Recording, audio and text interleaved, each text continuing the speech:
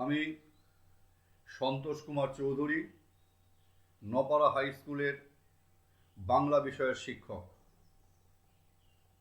Corona নামক মারণ ভাইরাসে সমগ্র বিশ্ব আক্রান্ত, জর্জরিত। গোটা বিশ্বের মানুষ আতঙ্কিত ও অসহায়। আমরা এক অজানা ভবিষ্যতের দিকে এগিয়ে চলেছি। থমকে গেছে গোটা বিশ্ব, স্তব্ধ জনজীবন। ছেদ পড়েছে বিদ্যালয় শ্রেণীকক্ষের পঠন পাঠনে।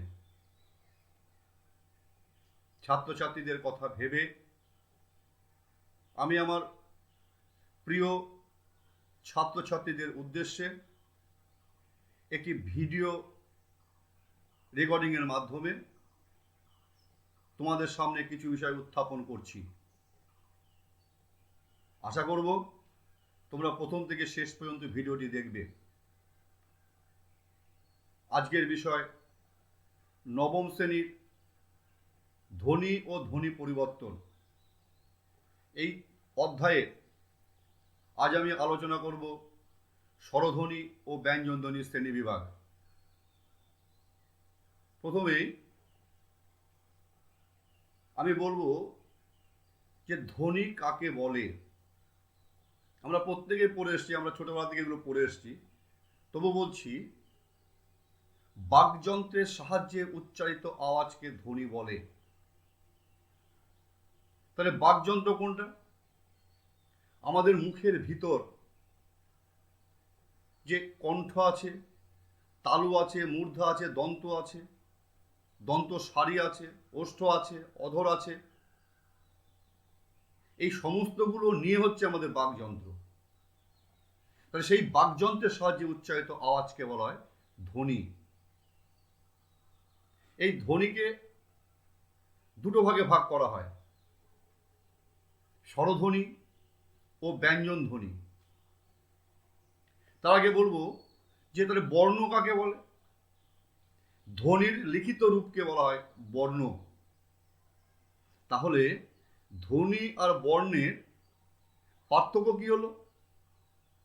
ধ্বনি উচ্চারণ করা হয় আর বর্ণ লেখা হয়। ধ্বনি কানে শোনা যায়, বর্ণ কানে শোনা যায় না, দেখা যায়। ধ্বনি আমরা কানে শুনতে পাচ্ছি, বর্ণ আমরা চোখে দেখতে পাচ্ছি। তাই ধ্বনি ও বর্ণের পার্থক্য তোমাদেরকে বললাম। এবার ধ্বনি দুটো, স্বরধ্বনি দুটো ভাগ, ধ্বনির দুটো ভাগ, স্বরধ্বনি আর ব্যঞ্জন ধ্বনি। স্বরধ্বনি কাকে বলে? বাকযন্ত্রে কোনো প্রকার বাধা না পেয়ে যে ধ্বনি উচ্চারিত হয়। বাকযন্ত্রে কোথাও বাধা পাবে না, বা কোথাও যদি সামান্য বাধা পেলেও নিজের থেকে সেই বাধা অতিক্রম করতে পারে। আবার বলছি, বাকযন্ত্রে কোনো প্রকার বাধা না পেয়ে যে ধ্বনি উচ্চারিত হয় তাকে স্বরধ্বনি বলে। আমরা জানলাম স্বরধ্বনি কতগুলো, বলবো আমি এবার। বাংলায় স্বরধ্বনির সংখ্যা হচ্ছে 7টি। কি কি আমাদের জানা দরকার? হস্যই, অ, হস্যু, ও, এ, আ, এ। আমি আবার তোমাদেরকে বলছি, হস্যই, হস্যু, এ, ও, এ, অ, আ। একটা কথা আসছে। আমরা যখন এ, ক, আমরা যখন বলি, উচ্চারণটা কি করি? এক বলি, আমরা বলি এক। আমরা দয়েকার খ, দেখ বলি না, বলি দেখ। তাহলে এটা হচ্ছে একটা ধ্বনি। তা বাংলা ভাষায় স্বরবর্ণ হচ্ছে, বাংলাতে স্বরবর্ণ হচ্ছে 7টি। আমি 7টি স্বরবর্ণ সম্বন্ধে এখন আলোচনা করব, দেখবে স্ক্রিনে সেগুলো চলে আসছে।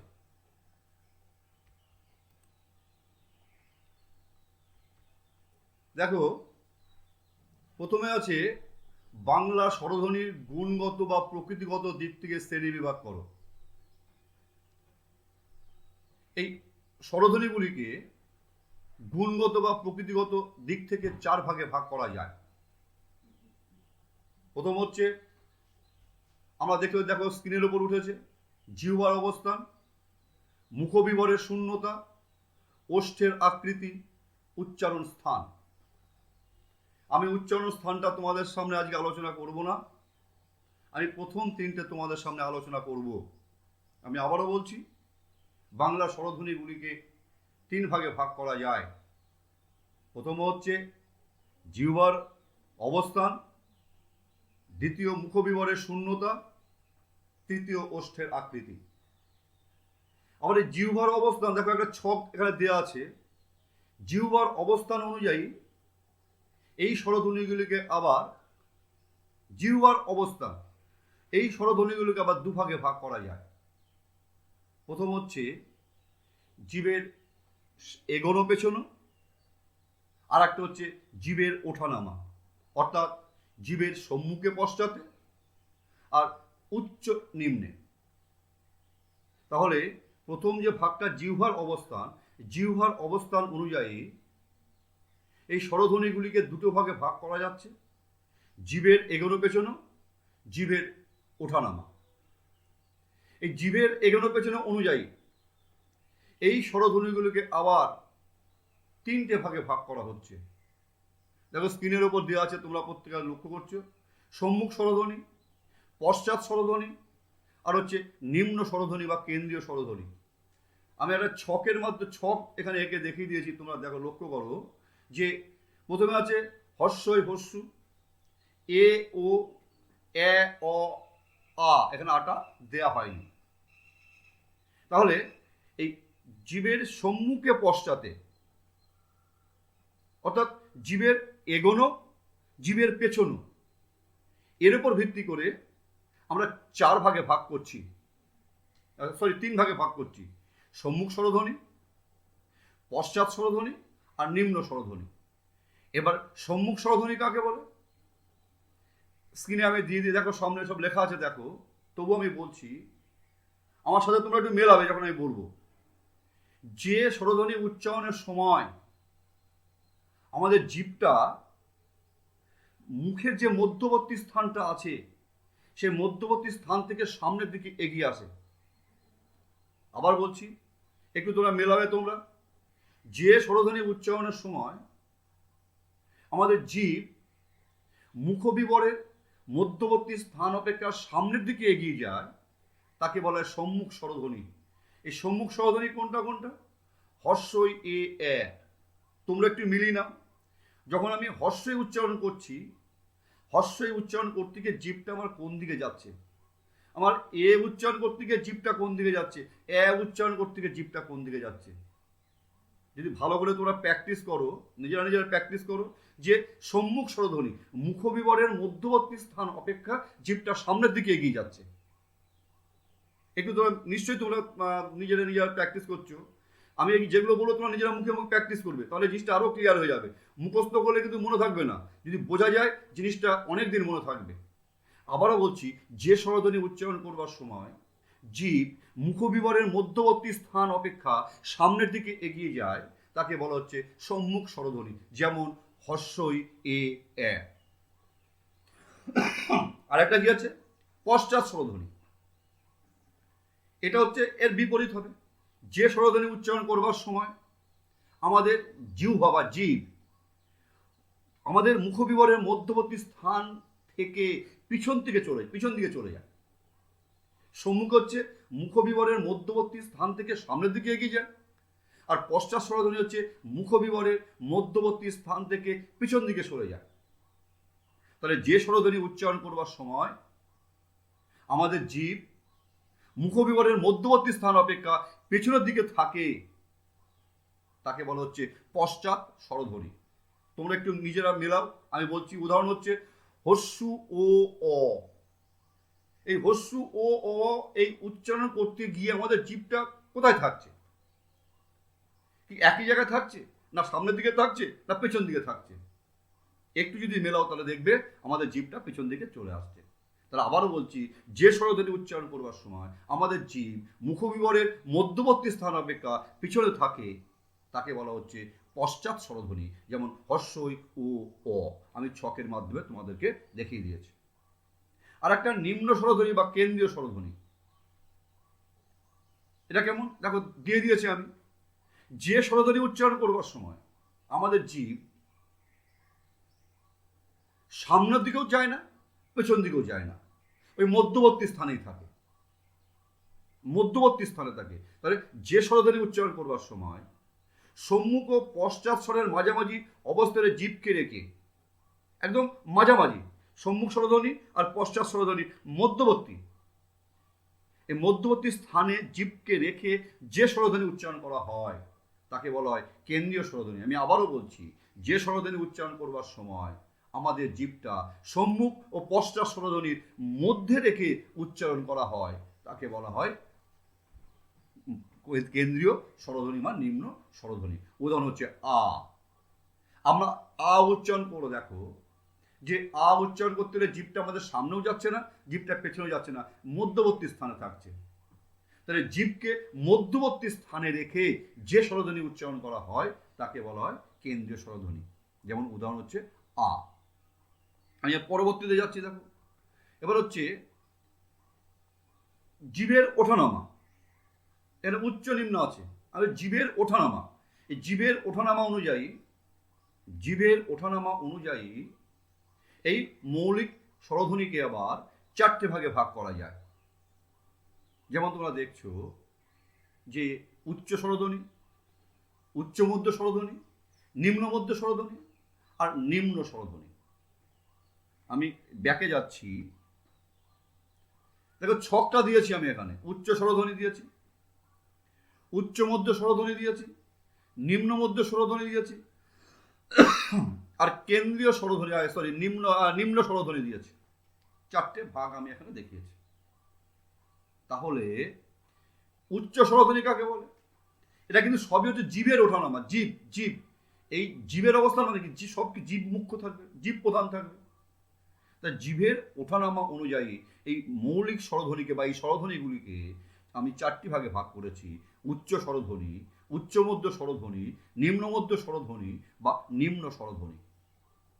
এবার উচ্চ স্বরধ্বনি কাকে বলে? দেখো ছকটা সুন্দর করে ছক দেওয়া আছে, দেখো উচ্চ স্বরধ্বনির দুদিকে অ্যারো দেওয়া আছে, অর্থাৎ এগুলো হচ্ছে উদাহরণ।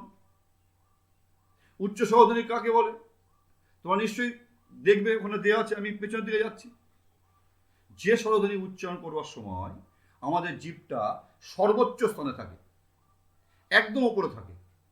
আমি বারবার বলছি, এটা কিন্তু নিজেদেরকে মেলাতে প্র্যাকটিস করতে হবে, প্র্যাকটিস না করলে হবে না। যে স্বরধ্বনি উচ্চারণ করবার সময় আমাদের জিভটা সর্বোচ্চ স্থানে থাকে তাকে বলা হচ্ছে উচ্চ স্বরধ্বনি। যেমন হস্যই হস্যু, এই হস্যই হস্যু উচ্চারণ করো, তোমরা নিজেরা প্র্যাকটিস করো, প্র্যাকটিস করো, নিশ্চয়ই প্র্যাকটিস করছো তোমরা। তা দেখো জিভটা আমাদের কোথায় আছে, জিভটা আমাদের সর্বোচ্চ স্থানে, জিভটা একদম উপরে আছে। জিভের ওঠানামা, জিভটা উঠবে নামবে, কিন্তু এই ক্ষেত্রে জিভটা আমাদের একদম ওপরে আছে। যে স্বরধ্বনি উচ্চারণ করবার সময় আমাদের জিভটা সর্বোচ্চ স্থানে একদম উঁচুতে থাকে তাকে বলা হচ্ছে উচ্চ স্বরধ্বনি। যেমন হস্যই হস্যু। এবার হচ্ছে কি আছে, উচ্চ মধ্য স্বরধ্বনি। যে স্বরধ্বনি উচ্চারণ করবার সময় আমাদের জিভটা বা জিহ্বা উচ্চ স্বরধ্বনি অপেক্ষা 1/3 নিচে থাকে। তোমরা অনেক বইপত্র তোমাদের কাছে আছে, বইটা যদি সামনে থাকে ভালো হয়, দেখবে তোমাদের বইতে দেওয়া আছে হয়তো যে উচ্চ স্বরধ্বনি অপেক্ষা সামান্য নিচে থাকে। আমি সেই ভাগটাও, তোমার কতটা নিচে থাকবে সেই ভাগটাও বলে দিচ্ছি। তাহলে যে স্বরধ্বনি উচ্চারণ করবার সময় আমাদের জিভ বা জিহ্বা উচ্চ স্বরধ্বনি অপেক্ষা 1/3 নিচে থাকে। 1/3, মানে সামান্য 1/3 নিচে থাকে, তাকে বলা হচ্ছে উচ্চ মধ্য স্বরধ্বনি। যেমন উদাহরণ হচ্ছে এ ও। আমরা হস্যই হস্য উচ্চারণ করতে গিয়ে জিভটা যে স্থানে ছিল এ ও উচ্চারণ করতে গিয়ে দেখো আমাদের জিভটা একটু নিচে এসছে, অর্থাৎ এ ও হচ্ছে উচ্চ মধ্য স্বরধ্বনি উদাহরণ। এবার হচ্ছে নিম্ন মধ্য স্বরধ্বনি। যে স্বরধ্বনি উচ্চারণ করবার সময় আমাদের জিহ্বা বা জিভ উচ্চ স্বরধ্বনি অপেক্ষা 2/3। আগেরটা কি ছিল? আগেরটাই ছিল উচ্চ স্বরধ্বনি অপেক্ষা 1/3। এটা হচ্ছে উচ্চ স্বরধ্বনি অপেক্ষা 2/3 নিচে থাকে। অর্থাৎ আমরা হস্যই হস্য উচ্চারণ করতে গিয়ে আমাদের জিভটা যতটা ওপরে ছিল, একদম উপরে ছিল, তার থেকে 2/3 নিচে আছে, নিচে নেমে এসেছে। কোনটা উচ্চারণ করতে গিয়ে? এ অ। নিম্ন মধ্য স্বরধ্বনি উচ্চারণ করতে গিয়ে আমাদের জিভটা উচ্চ স্বরধ্বনি অপেক্ষা 2/3 নিচে এসেছে। তোমরা একটু নিজেরা প্র্যাকটিস করো, নিজেরা নিশ্চয়ই ভাগটা বুঝতে পারবে। আর হচ্ছে নিম্ন স্বরধ্বনি। যে স্বরধ্বনি উচ্চারণ করবার সময় আমাদের জিভটা একদম নিচে থাকে, যেমন আ আ আ উচ্চারণ করো। তোমরা আ উচ্চারণ করছো নিশ্চয়ই। আ, এই আ উচ্চারণ করতে গিয়ে জিভটা আমাদের কোথায় আছে? জিভটা আমাদের একদম নিচে আছে। তাহলে যে স্বরধ্বনি উচ্চারণ করবার সময় আমাদের জিভটা একদম নিচে থাকে তাকে বলা হচ্ছে নিম্ন স্বরধ্বনি। উদাহরণ হচ্ছে আ। তাহলে জিহ্বার অবস্থানটা আমি তোমাদেরকে বোঝালাম। জিহ্বার অবস্থান অনুযায়ী মৌলিক স্বরধ্বনিকে দুভাগে ভাগ করা যায়। এক হচ্ছে জিভের এগোনো পেছনো, এক হচ্ছে জিভের ওঠানামা। আমি তোমাদের বিস্তারিত এই বিষয়ে বললাম। এবার পরের ভাগ হচ্ছে, কত হচ্ছে জিহ্বার অবস্থান। এবার কি আছে? এবার যে মুখ বিবরের শূন্যতা। মুখ বিবরের শূন্যতা অর্থাৎ আমরা এই স্বরধ্বনিগুলো উচ্চারণ করতে গিয়ে আমাদের এই মুখটা কতটা ফাঁকা হচ্ছে, কতটা ফাঁকা করে আমরা মুখ এই ধ্বনিগুলোকে উচ্চারণ করছি, এটা আমাদের লক্ষণীয়। আমি বারবার বলছি, আমি যখন বলবো তোমরা নিজের এটা মেলাবে। এই মুখ বিবরের শূন্যতা অনুযায়ী এই মৌলিক স্বরধ্বনিগুলিকে 4 ভাগে ভাগ করা হয়। আমি পরে যাচ্ছি, দেখো তোমরা 4 ভাগে ভাগ করা হয়: সংবৃত, অর্ধ সংবৃত, অর্ধ বিবৃত আর বিবৃত। তাহলে মুখ বিবরের শূন্যতা অনুযায়ী স্বরধ্বনিগুলিকে ক ভাগে ভাগ করা যায়? মুখ বিবরের শূন্যতা অনুযায়ী স্বরধ্বনিগুলিকে 4টি ভাগে ভাগ করা যায়। যেমন সংবৃত স্বরধ্বনি, অর্ধ সংবৃত স্বরধ্বনি, অর্ধ বিবৃত স্বরধ্বনি আর বিবৃত স্বরধ্বনি। আমি ছকের মাধ্যমে তোমাদেরকে এখানে দেখিয়েছি, দেখো স্ক্রিনে দেখা যাচ্ছে। আমি ব্যাকে যাচ্ছি। সংবৃত স্বরধ্বনি কাকে বলে? দেখো দেওয়া আছে, যে স্বরধ্বনি উচ্চারণ করবার সময় আমাদের মুখ বিবরের শূন্যতা একদম কম থাকে, সবচেয়ে কম থাকে। কি বলছি? যে স্বরধ্বনি উচ্চারণ করবার সময় আমাদের মুখ বিবরের শূন্যতা একদম কম থাকে, একদম সামান্য, বেশি ফাঁকা হচ্ছে না, একদম শূন্যতা কম থাকে, সবচেয়ে কম থাকে। যেমন উচ্চ স্বরধ্বনি উচ্চারণ করবার সময় জিভটা কোথায় ছিল? একদম সর্বোচ্চ স্থানে থাকে। আর সেই রকম সংবৃত স্বরধ্বনি উচ্চারণ করতে গিয়ে মুখ বিবরের শূন্যতা অনুযায়ী যে সংবৃত স্বরধ্বনি, যে স্বরধ্বনি উচ্চারণ করতে গিয়ে আমাদের মুখ বিবরের শূন্যতা সবচেয়ে কম থাকে, তাকে বলছে সংবৃত স্বরধ্বনি। উদাহরণ হচ্ছে হস্যই হস্যু। তোমরা প্র্যাকটিস করো, আমি বলছি হস্যই হস্যু। তোমরা মুখটা হা করে হস্য হস্যু উচ্চারণ করো তো পারবে না। মুখটাকে একটু বেশি হা করে হস্য হস্যু উচ্চারণ করো, পারবে না। এই হস্যই হস্যু উচ্চারণ করতে গেলে মুখ বিবরের শূন্যতা একদম সবচেয়ে কম থাকবে। তাহলে যে স্বরধ্বনি উচ্চারণ করতে গেলে আমাদের মুখ বিবরের শূন্যতা সবচেয়ে কম থাকে, তাকে সংবৃত স্বরধ্বনি বলে। উদাহরণ হচ্ছে হস্যই হস্যু। পরবর্তীতে কি বলছে? অর্ধ সংবৃত। অনেকটা আমাদের উচ্চ স্বরধ্বনির মতো হচ্ছে এটা। যে স্বরধ্বনি উচ্চারণ করতে গেলে আমাদের মুখ বিবরের শূন্যতা সংবৃতের চেয়ে 1/3 নিচে থাকে, আমরা সংবৃত স্বরধ্বনি 1/3 বেড়ে যায়। আমরা সংবৃত উচ্চারণ করতে গিয়ে আমাদের মুখ বিবরটা সবচেয়ে কম ছিল, শূন্য ছিল, এবার একটু বেড়ে যাচ্ছে, সামান্য একটু বেড়ে যাচ্ছে। কতটা বাড়ছে? 1/3 বেড়ে যাচ্ছে। তাহলে যে স্বরধ্বনি উচ্চারণ করতে গিয়ে আমাদের মুখবিবরের শূন্যতা সংবৃতের চেয়ে 1/3 বেড়ে যায়, তাকে বলা হচ্ছে অর্ধ সংবৃত স্বরধ্বনি। উদাহরণ হচ্ছে, দেখো অ্যারো দিয়ে দেওয়া আছে, সংবৃতের পাশে দেখো অ্যারো, দুদিকে অ্যারো আছে, হর্ষই হর্ষু, আর অর্ধ সংবৃত স্বরধ্বনি হচ্ছে এ ও। আমি উদাহরণও এ ও দেখিয়ে দিয়েছি। তারপরে থাকলো কি অর্ধ বিবৃত, যেমন নিম্নমধ্য স্বরধ্বনি আমরা পড়েছিলাম। এবার অর্ধ বিবৃত স্বরধ্বনি, যে স্বরধ্বনি উচ্চারণ করতে গিয়ে আমাদের মুখবিবরের শূন্যতা সংবৃতের চেয়ে 2/3 বেড়ে যায়। আগেরটা ছিল 1/3, এটা হচ্ছে 2/3 বেড়ে যায়, তাহলে তাকে বলা হচ্ছে অর্ধ বিবৃত স্বরধ্বনি। তোমরা লক্ষ্য করো, এ ও উচ্চারণ করতে গিয়ে আমাদের মুখবিবরটা যতটা শূন্য ছিল, আর এ অ উচ্চারণ করতে গিয়ে আমাদের মুখবিবরটা আরো বেশি ফাঁকা হয়ে যাচ্ছে। তাহলে যে স্বরধ্বনি উচ্চারণ করতে গেলে আমাদের মুখবিবরের শূন্যতা সংবৃতের চেয়ে 2/3 বেড়ে যায়, তাকে বলা হচ্ছে অর্ধ বিবৃত স্বরধ্বনি। আর বিবৃত স্বরধ্বনি তোমরা নিশ্চয়ই মেলাচ্ছ, আমার কথার সাথে মেলাচ্ছ। আর যে স্বরধ্বনি উচ্চারণ করতে গিয়ে আমাদের মুখবিবরের শূন্যতা একদম বেশি থাকে, সবচেয়ে বেশি থাকে। আমাদের সংবৃত কি ছিল, সবচেয়ে কম থাকে, আর বিবৃত কি সবচেয়ে বেশি থাকে। যে স্বরধ্বনি উচ্চারণ করবার সময় আমাদের মুখবিবরের শূন্যতা সবচেয়ে বেশি থাকে, তাকে বলা হচ্ছে বিবৃত স্বরধ্বনি। তোমরা নিজেরা উচ্চারণ করো, আ উচ্চারণ করো, তোমরা মুখটাকে বন্ধ করো, এই ঠোঁট দুটোকে বন্ধ করে আ উচ্চারণ করো, তো হবে? হবে না। ঠোঁটটাকে, মুখবিবরটাকে সামান্য ফাঁক করে তোমরা আ উচ্চারণ করো, পারবে না। এইভাবে কিন্তু প্র্যাকটিস করতে হবে, যে আ উচ্চারণ করতে গেলে আমাদের মুখবিবরটা সবচেয়ে কি থাকছে, সবচেয়ে শূন্যতা বেশি থাকছে। তাহলে যে স্বরধ্বনি উচ্চারণ করতে গেলে আমাদের মুখবিবরের শূন্যতা সবচেয়ে বেশি থাকে, তাকে বলা হচ্ছে বিবৃত স্বরধ্বনি। আমি তোমাদের দুটো বললাম। প্রথম বললাম হচ্ছে জীবের অবস্থান বা জিহ্বার অবস্থান, তারপরে বললাম হচ্ছে মুখবিবরের শূন্যতা, পরবর্তী হচ্ছে ওষ্ঠের আকৃতি। আমাদের ঠোঁটটা, এই স্বরধ্বনিগুলো উচ্চারণ করতে গিয়ে আমাদের ঠোঁটটা কি অবস্থায় থাকছে, এটা আমাদের জানা দরকার। তাহলে ওষ্ঠের আকৃতি অনুযায়ী কোনো কোনো বইতে তোমরা 3 ভাগে পাবে, কিন্তু এখানে আমি 2টো ভাগ রেখেছি, প্রকৃত বা প্রসারিত বা অকুঞ্চিত স্বরধ্বনি, আর বর্তুল বা কুঞ্চিত স্বরধ্বনি। আমি তোমাদেরকে এই যে 2টো ভাগ, আমি ব্যাকে যাচ্ছি, কুঞ্চিত, কুঞ্চিত আর হচ্ছে অকুঞ্চিত।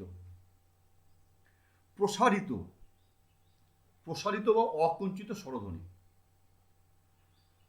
যে স্বরধ্বনি উচ্চারণ করতে গিয়ে আমাদের ঠোঁটটা দুদিকে সরে যায়। তোমরা ঠোঁটটাকে গোল করে হর্ষে উচ্চারণ করো, গোল করো, হর্ষ উচ্চারণ পারবে না। যে স্বরধ্বনি উচ্চারণ করতে গিয়ে আমাদের ঠোঁটটা দুদিকে সরে যায়, যেহেতু সরে যাচ্ছে প্রসারিত, যেহেতু গোল হচ্ছে না, কুঞ্চিত হচ্ছে না, সেটা অকুঞ্চিত। তাহলে প্রসারিত স্বরধ্বনি কাকে বলে?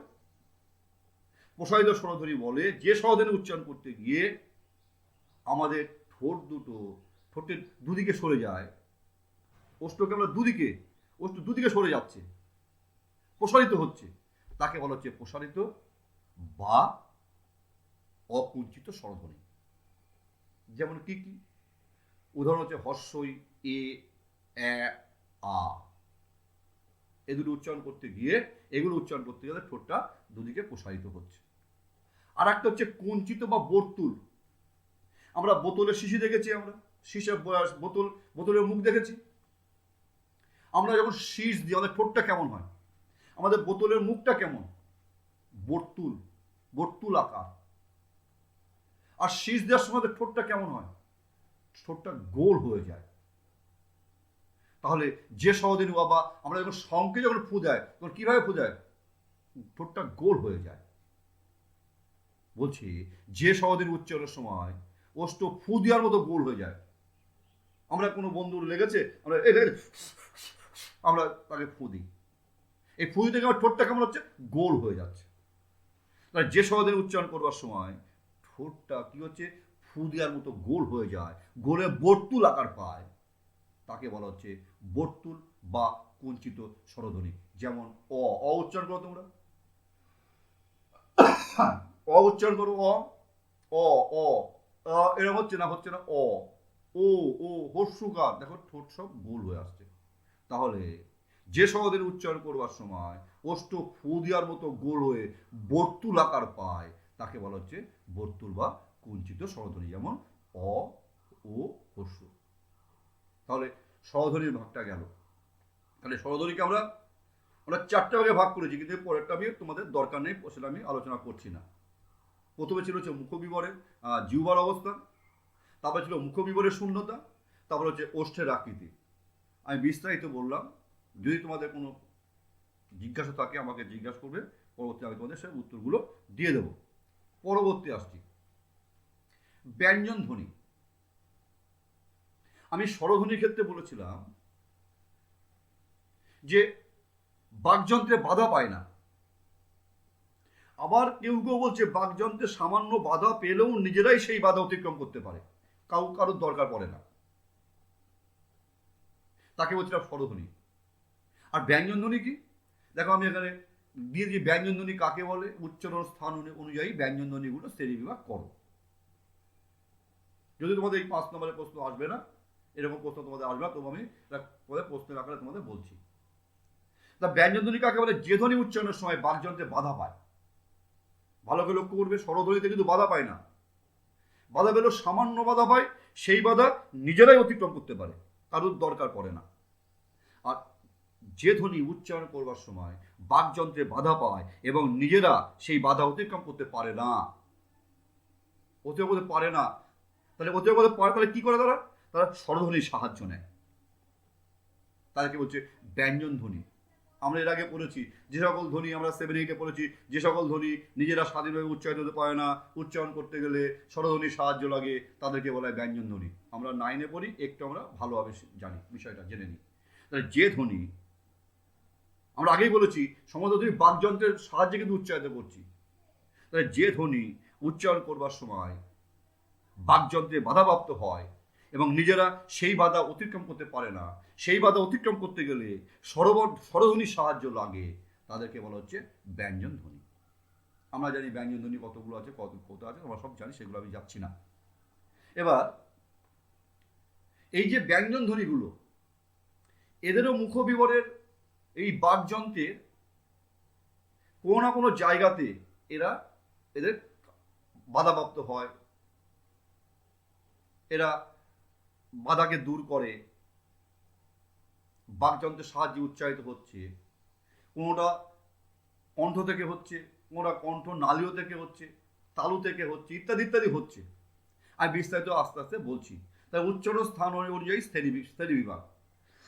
দেখো এখানে আছে 5টা, পরবর্তীতে আছে হচ্ছে 2টো, 7টা।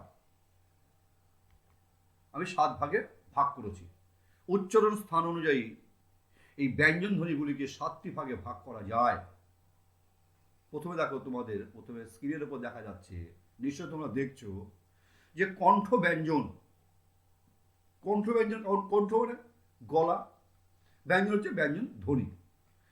তাহলে কণ্ঠ ব্যঞ্জন কাকে বলে, জিহ্বা মূল, এই যে আমাদের জিভটা মূল, যেটা এটা একদম গোড়ার দিকটা, জিহ্বা মূলের পিছন দিক স্ফীত, স্ফীত মানে ফুলে গিয়ে, ফুলে গিয়ে কি করছে, কণ্ঠ স্পর্শ করছে।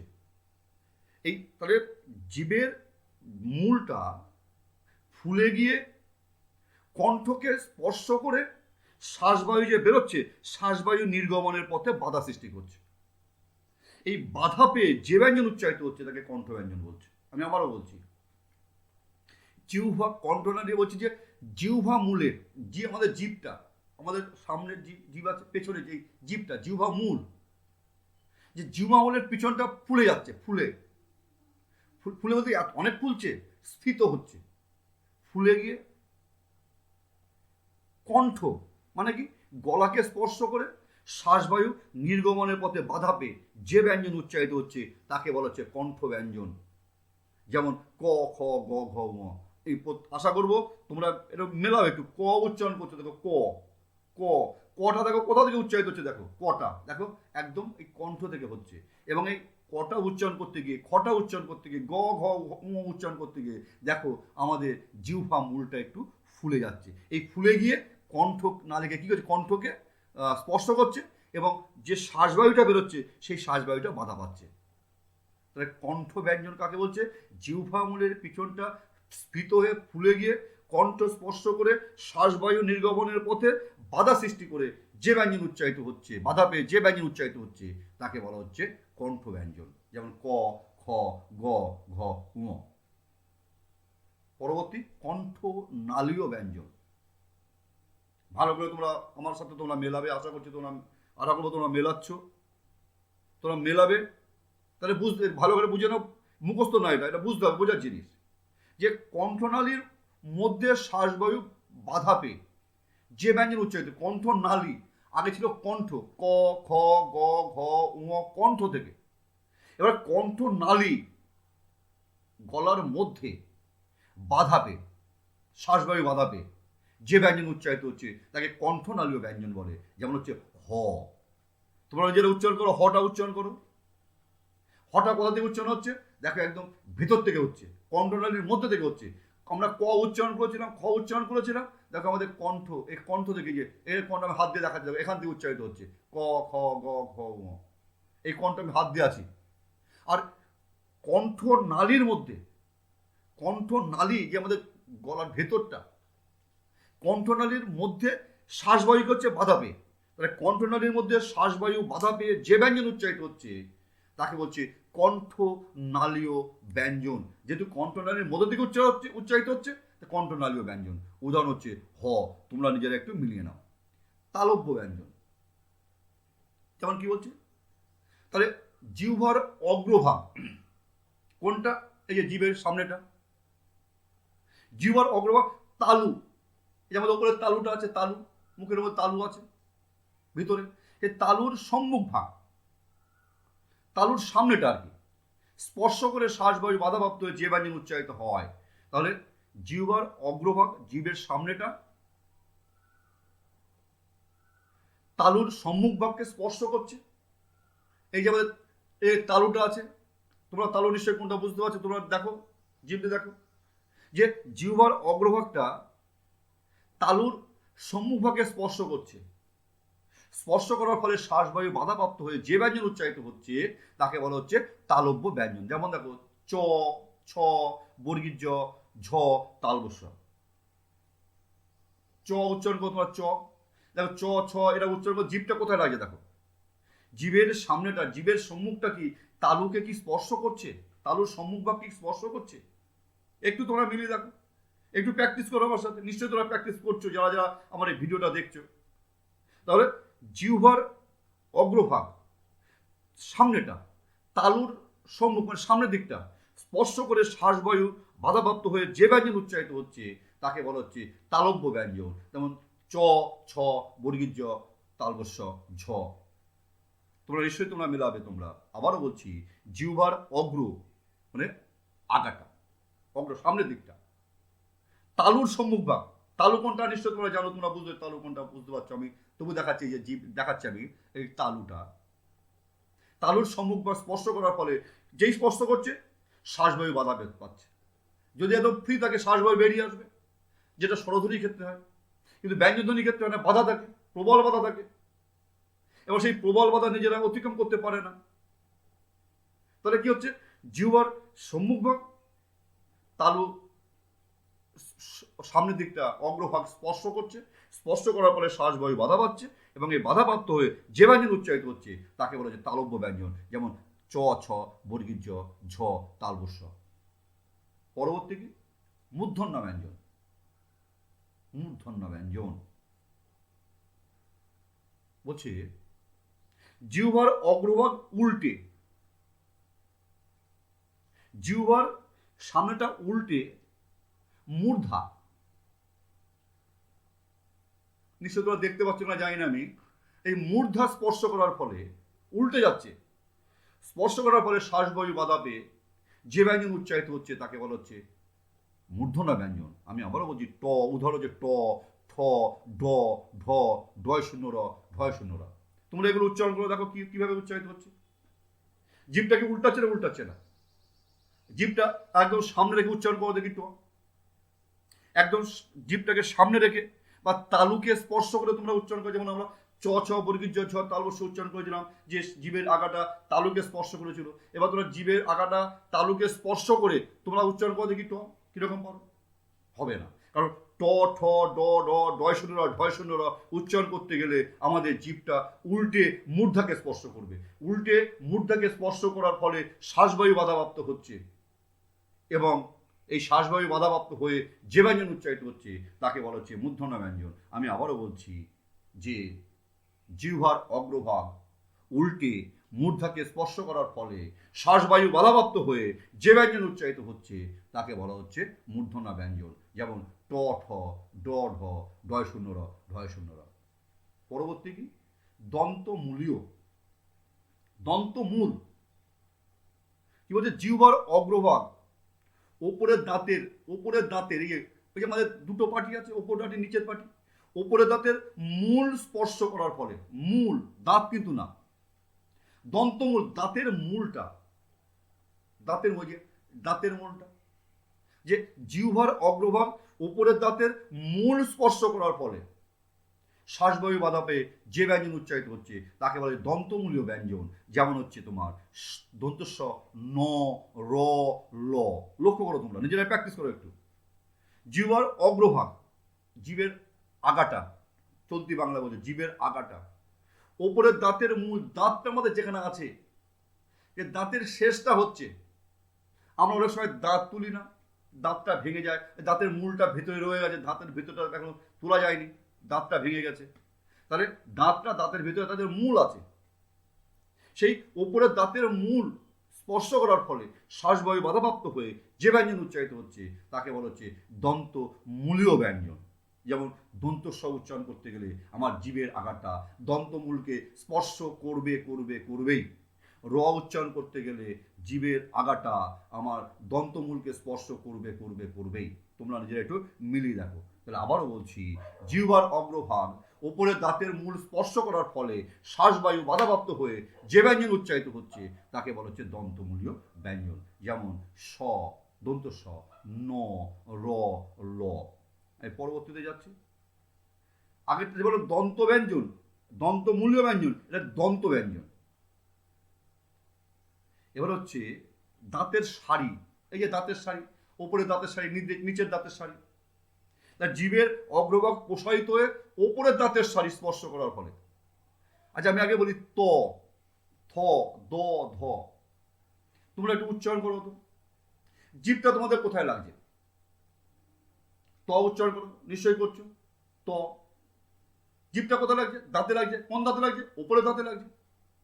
তাহলে জিহ্বার অগ্রভাগ প্রসারিত হয়ে ওপরের দাঁতের সারি স্পর্শ করার ফলে শ্বাসবায়ু বাধাপ্রাপ্ত হয়ে যে ব্যঞ্জন উচ্চারিত হচ্ছে তাকে বলছে দন্ত ব্যঞ্জন। আবারও বলছি আমি, তোমরা ত, থ, দ, ধ উচ্চারণ করো, তোমরা উচ্চারণ করো। দেখো তোমাদের জিভটা কোথায় যাচ্ছে? নিচে আসছে না ওপরের দাঁতে যাচ্ছে? ওপরের দাঁতে যাচ্ছে। তাহলে জিহ্বার অগ্রভাগ প্রসারিত হয়ে ওপরের দাঁতের সারি স্পর্শ করে শ্বাসবায়ু বাধাপ্রাপ্ত হয়ে যে ব্যঞ্জন উচ্চারিত হচ্ছে তাকে বলা হচ্ছে দন্ত ব্যঞ্জন। যেমন ত, থ, দ, ধ। আর ওষ্ঠ ব্যঞ্জন, নিচে উদাহরণ আছে, যেমন আছে প, ফ, ব, ভ। তোমরা হা করো, হা করো দেখে, হা হা হা, এই তো হ্যাঁ। এবার তোমরা প উচ্চারণ করো, মুখটাকে হা করে নিয়ে প উচ্চারণ করো, হা হা প। হবে না, ফ হবে না। এই উচ্চারণ করতে হলে কি হচ্ছে? ওপরের ঠোঁট আর নিচের ঠোঁট কি হচ্ছে? স্পর্শ করছে। তাহলে ওষ্ঠ আর ও অধর স্পর্শ করার ফলে, তাহলে এই যে এখন খোলা আছে, যে আমি যে দুটো ঠোঁট বন্ধ করলাম, কিন্তু শ্বাসবায়ু বাধা পাচ্ছে তো। তাহলে ওষ্ঠ অধর স্পর্শ করার ফলে শ্বাসবায়ু বাধাপ্রাপ্ত হয়ে যে ব্যঞ্জন উচ্চারিত হচ্ছে তাকে বলা হচ্ছে ওষ্ঠ ব্যঞ্জন। যেমন প, ফ, ব, ভ, ম। দেখো আমি বলছি, দেখো আমি কি উচ্চারণ করতে পারছি? প পারবো না। প, ফ, ব, ভ, ম, এই দুটো কিন্তু ঠোঁট দুটো লাগছে। তাহলে ওষ্ঠ ও অধর স্পর্শ করার ফলে শ্বাসবায়ু বাধাপ্রাপ্ত হয়ে যে ব্যঞ্জন উচ্চারিত হচ্ছে তাকে বলা হচ্ছে ওষ্ঠ ব্যঞ্জন। এবার আমি আসবো, আমি আলোচনা শেষের দিকে চলে এসেছি, এবার আমি আসবো উচ্চারণ প্রকার অনুযায়ী শ্রেণী বিভাগ। প্রথমে আছে, আমি আগে কি বলেছিলাম, আগে ছিল হচ্ছে উচ্চারণ স্থান, এবার হচ্ছে উচ্চারণ প্রকার। অল্প প্রাণ, প্রাণ কথা হচ্ছে বায়ু, নিঃশ্বাস। মহাপ্রাণ, অল্প প্রাণ কাকে বলছে? যে ব্যঞ্জন উচ্চারণে বাধা কম থাকে এবং কম শ্বাসবায়ু নির্গত হয়। মজার ব্যাপার, বাধা আছে, ব্যঞ্জন ধ্বনি উচ্চারণ করতে গেলে শ্বাসবায়ু বাকযন্ত্রে বাধাপ্রাপ্ত হবেই। তাহলে কোনোটা বেশি পায়, কোনোটা কম পায়। তা যেটাতে কম পাচ্ছে সেটাকে হচ্ছে অল্প প্রাণ, আর যেটাতে বেশি পাচ্ছে সেটা হচ্ছে মহাপ্রাণ। আবারও বলছি, তাহলে যে ব্যঞ্জন উচ্চারণে বাধা কম থাকে এবং কম শ্বাসবায়ু নির্গত হয়, মানে কম শ্বাসবায়ু বেরোয়, তাকে বলা হচ্ছে অল্প প্রাণ ব্যঞ্জন। ক, গ, তাহলে বর্গের প্রথম আর তৃতীয়, বর্গের প্রথম আর তৃতীয় বর্ণ হচ্ছে তোমার অল্প প্রাণ।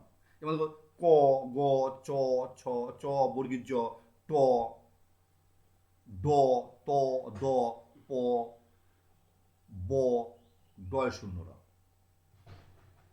আবার তোমাদের বলি, একটা বলে নিই যে ক থেকে ম পর্যন্ত এই 25টা বর্ণকে স্পর্শ বর্ণ বলে, যেটা আমি পরবর্তীতে আলোচনা করবো, এখন আলোচনা করার দরকার নেই। তাহলে অল্প প্রাণ ব্যঞ্জন কাকে বলে?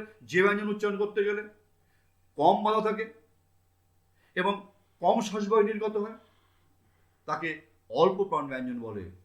যেমন বর্গের প্রথম ও তৃতীয় বর্ণ হচ্ছে অল্প প্রাণ ব্যঞ্জনের উদাহরণ, দেখো স্ক্রিনে দিয়ে দিয়েছে।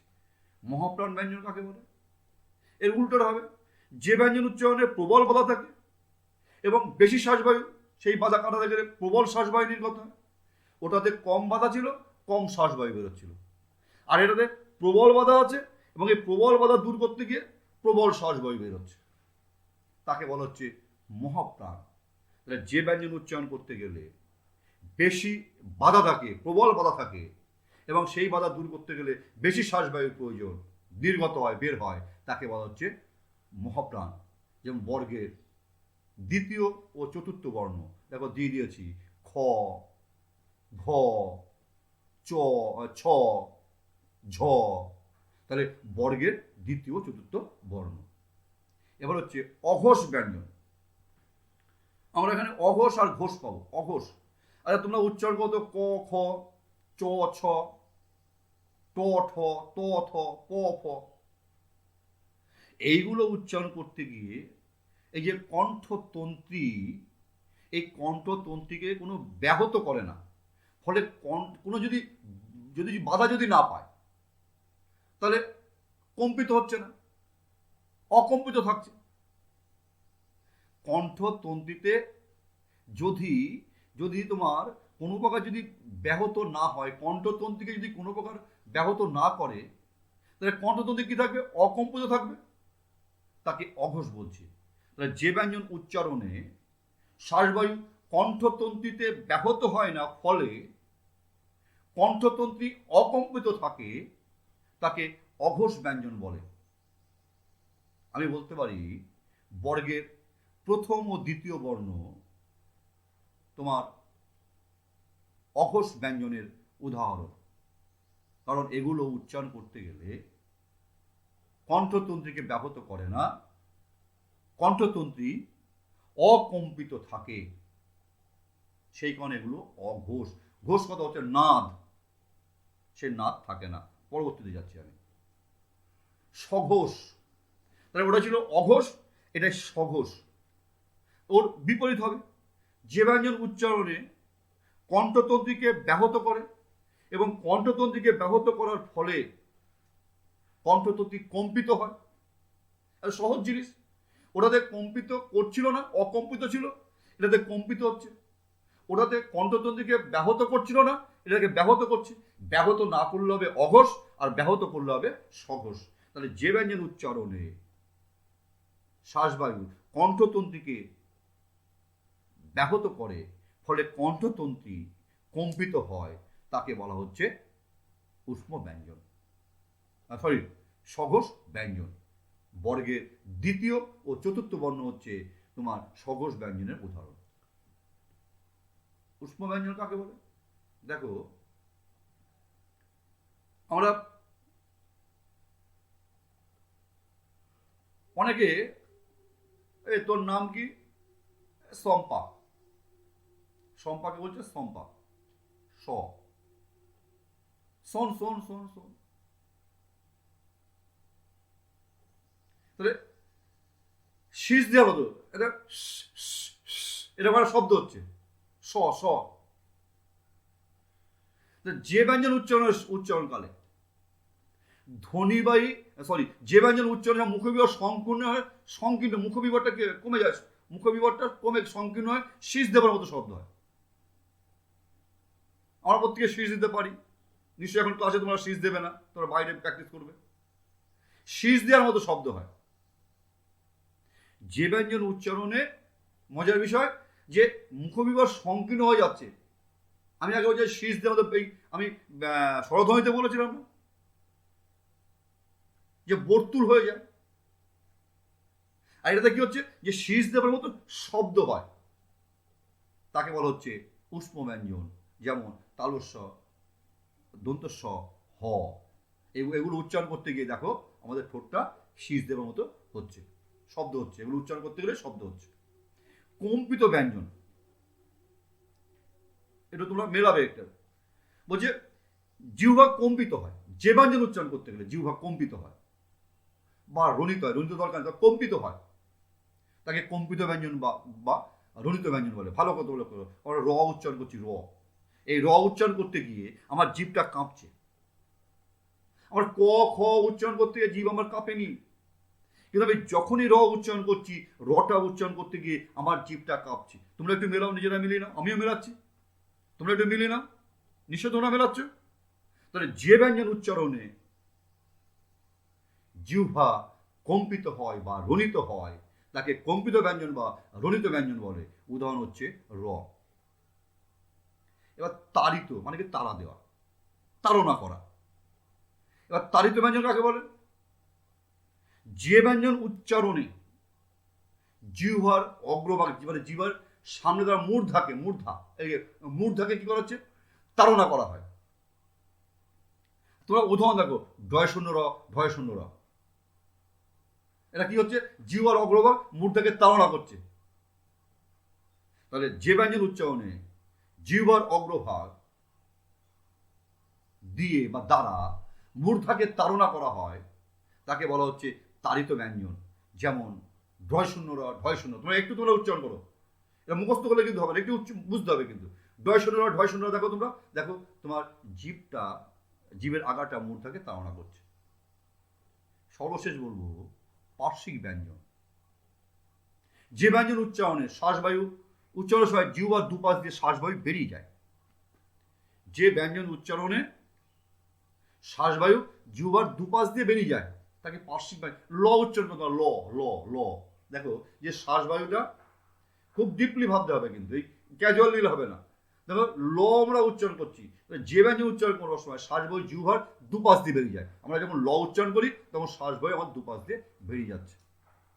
আবারও বলছি, যে ব্যঞ্জন উচ্চারণ করবার সময় শ্বাসবায়ু জিহ্বার দুপাশ দিয়ে বেরিয়ে যায়, তাকে বলা হচ্ছে পার্শ্বিক ব্যঞ্জন, যেমন ল।